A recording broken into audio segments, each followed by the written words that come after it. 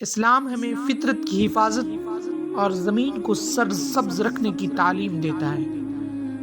درخت نہ صرف ماحول کی خوبصورتی بڑھاتے ہیں بلکہ انسانی بقا کے لیے بھی ضروری ہیں۔ نبی کریم صلی اللہ علیہ وسلم نے فرمایا، اگر قیامت قائم ہو رہی ہو اور تم میں سے کسی ایک کے ہاتھ میں ایک پودا ہو تو اگر وہ اسے لگا سکتا ہے تو ضرور لگائے۔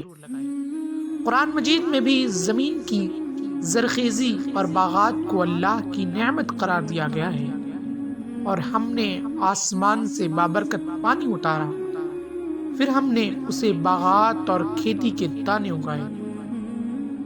شجرکاری صدقے جاریہ ہے، کیونکہ اس سے پرندے، جانور اور انسان سب فائدے اٹھاتے ہیں۔ آج ماحولیاتی مسائل جیسے آلودگی اور گلوبل وارمنگ جیسی یاد دلاتے ہیں کہ درخت لگانا نہ صرف ایک سماجی ضرورت بلکہ دینی فریضہ بھی ہے۔ آئیے ہم سب مل کر درخت لگائیں اور زمین کو جنت کا نمونہ بنائیں تاکہ دنیا میں بہتری اور آخرت میں اس کا اجر حاصل ہو۔